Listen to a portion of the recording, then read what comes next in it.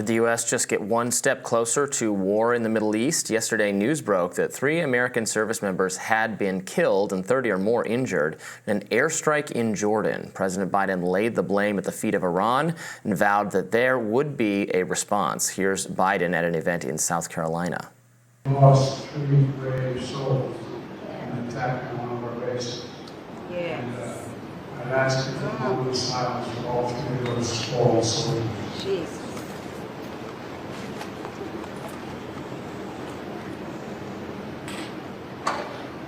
And we shall respond. The attack occurred at Tower 22, a base located right on the border between Syria and Jordan, where Iran-backed proxy militias have been particularly active. Iran has attempted to distance itself from the attacks. The Financial Times reported that the Iranian mission to the UN is said, quote, Iran has no connection to these attacks and the clashes are between the U.S. Army and resistance groups in the region who reciprocally confront each other. At home, a rising sense of what could be described as bloodlust seemed to permeate the halls of Congress as multiple members posted direct calls for action on Twitter. GOP Senators John Cornyn and Lindsey tweeted, "Target Tehran and hit Iran now, hit them hard," respectively, while Texas Congressman Dan Crenshaw wrote, "No more weak, proportionate responses. Weakness invites aggression and escalation. Time to kill another Iranian general. Perhaps that might send the right message." Also in the region, American forces continued to engage with Iranian-backed Houthi rebels in the Red Sea. Houthi television reported that last Saturday, the U.S. and U.K. launched 2 airstrikes at the port of Ras Isa in Yemen. These main Yemenis Yemenis export terminals that are of some significance. So this is dreadful news, obviously. 3 U.S. service members killed.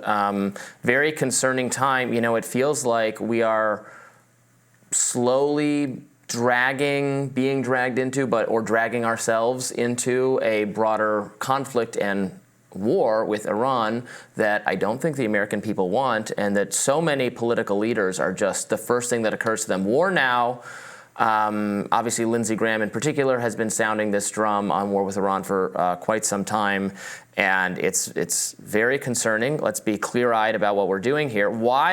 This is a question that so many people keep asking, and people on both sides of the political aisle, Rand Paul for one on the Republican side, but joined by Democrats like Bernie Sanders and others in the past. Why are American troops stationed essentially in harm's way in places like here, where there are active rebel groups, and there are and things like drone strikes can happen, and then obviously once we're attacked, you do see this pressure to respond and to do something.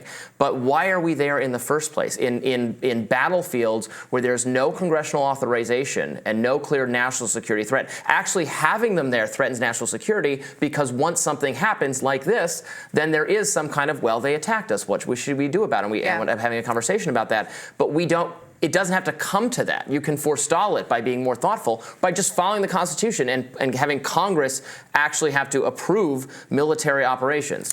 Yeah, I think that's an important point. I think many folks are asking in this moment, well, what was the purpose of Tower 22? What were American troops doing there? Reportedly, it serves as a supply hub for the nearby U.S. garrison Al Tanif, located across the border in Syria. At least 350 U.S. Army and Air Force soldiers are stationed there. Since the beginning of Syria's war in 2011, Washington has spent hundreds of millions of dollars to help Amman set up an elaborate surveillance system known as the Border Security Program, ostensibly to stem infiltration by armed fighters from Syria and Iraq. That's an explanation from reporting out of Al Jazeera. But this is the fundamental question, and this is something that guests like Trita Parsi have been warning about since the beginning of this conflict, that fundamentally the existence of U.S. troops in the region is going to lead inevitably to some Americans being harmed and or killed as escalations increase. And one has to ask the question, fundamentally, people are denying any blame for this attack. But what he says is undeniable, even as we don't know who exactly did it at this time, is that the incidence of these types of attacks has escalated exponentially since October 7th. So he wrote in response to this news yesterday on Twitter that it is unquestionable that the attacks by these militias are linked to Biden's blocking of a ceasefire. There were about 60 attacks by militias against U.S. troops between January of 2021 and March of 2023. After the Gaza war, however, there have been more than 160 attacks in just over 3 months. Except during the 6 days when there was a ceasefire in Gaza, then the attacks completely stopped. So there's this interesting question of whether or not Biden's response that we saw there in the video, that we will respond, is really the kind of response that's best geared to keeping American soldiers safe, as opposed to a de-escalation tactic, which might be aligning with the majority of the international community and saying, enough is enough, it's time for a ceasefire. Yeah, and I understand the urge to have some kind of response, but we could avoid getting ourselves into the situation where there's something to respond to, and that seems like, in fact, an important national security objective. I do want to mention that there is tremendous, disagreement in the conservative ideology and Republican world on foreign policy and on what to do. So Lindsey Graham and John Cornyn obviously saying, and Dan Crenshaw and others, more neoconservative or hawkish members saying, let's do something, and being pushed back on by Tucker Carlson, tweeted that called them out directly, said they were effing lunatics. That's right. And that got shared by Candace Owens, Vivek Ramaswamy, and many, many others. Frankly, probably my timeline was more filled with people on the right attacking those members for being so willing, so gung-ho about a broader military conflict. So it goes to show the real difference of opinion on some of these issues that was occasionally evinced by the debates between Nikki Haley and DeSantis and Ramaswamy. This disagreement in broader conservative media.